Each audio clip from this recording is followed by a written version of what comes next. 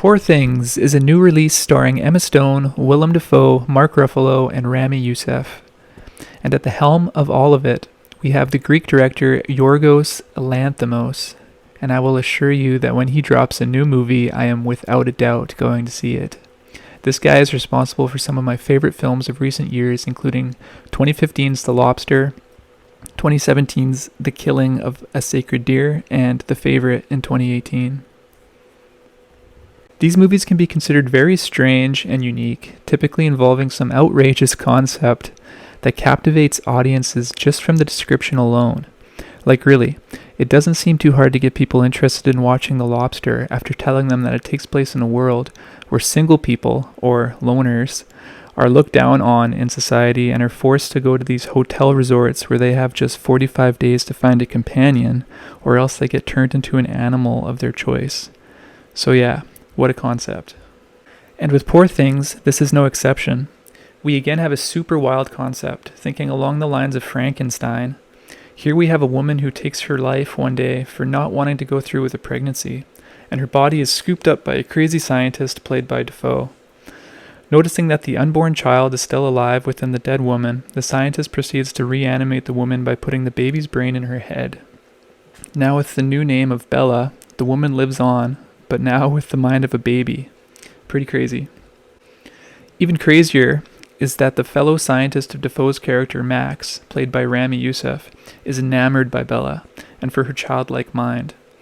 And not only that, but he wants to marry her. This brings about Ruffalo's character Duncan, who plays a lawyer who arrives to wed them, where he too finds attraction to Bella. So yeah, the guys aren't looking so great in this movie. Around this time, Bella begins to discover sexual pleasure, and describes it as a way to make herself instantly happy. Though Max is keen on waiting for marriage, Bella's curiosities are taken advantage of by Duncan, who convinces her to run off together and travel the world. Bella's intellectual capacity grows more and more each day, and thus the dynamics between Duncan and Bella are constantly changing.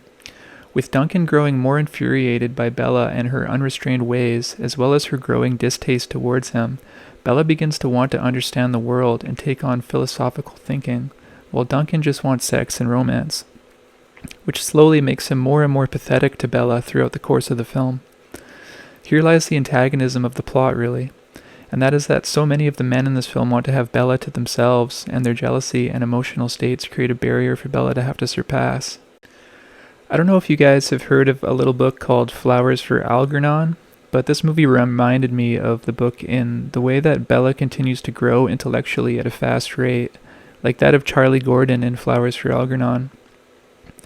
The intellectual growth comes with its own intrigue, as the thoughts and concepts the characters within these stories begin to concern themselves with offer interesting insights and garnered wisdom. But that's really where the connection ends. The creative world design and art direction of this film really encapsulate how a child could perceive the world when so little of it is understood. So much of the world seems alien and dreamlike, but still contains the locations and societal norms of our world. There's a futuristic vibe to the style and the fashion of this film, yet still appearing old and vintage. And much of the camera work, such as the use of a fisheye lens, really create an eerie, dreamlike environment. Another big component of this film, and really all of Lanthimos' works here, are that these movies capture such a profound observation of life through societal and relational dynamics. One major way this is done is through the means of extremely candid dialogue between characters that showcase a very raw form of humanity that exposes great depth, be it rather dark much of the time, but nonetheless illuminating takes on the human condition. Dialogue between characters can be absolutely outrageous, lending itself to some downright hilarious moments. This movie was packed with great lines, where the entirety of the theater was laughing. The blunt nature of speech in the writing within these films seems to be the signature flair of Lanthimos' work, and it's strangely compelling and unique to say the least. The candid nature of speech within these films both simultaneously make these film worlds bleaker, but give the audience higher value entertainment in the form of dark comedy. It may not be everyone's cup of tea, but I for one love it, and this movie is packed full of dark comedy. Overall, I believe this movie to be a masterpiece, and perhaps one of the best of 2023. Though I can't recommend it to everyone, as it is full of sexual content, explicit nudity, crude behavior, violence, and gore. The level of artistry in this film is staggering and deserves lots more recognition. To me, the only movies to really be worth seeing nowadays are the weird ones. They're the only movies I can walk away from that inspire so many thoughts within me and renew my passion for film. At a time where everything coming out is easily forgettable, these odd pieces of art truly stand out amongst the rest. I'd give this film a 10 out of 10 just for everything it made me feel. I absolutely loved it. So, after watching a movie that had such a profound effect on me, it really inspired me to do a project like this for YouTube. I'm thinking I'd like to do more projects like this, such as film reviews, film analyses, and see where it goes, as films are a huge passion of mine, and I think doing projects like this would be extremely fulfilling to me in the long run.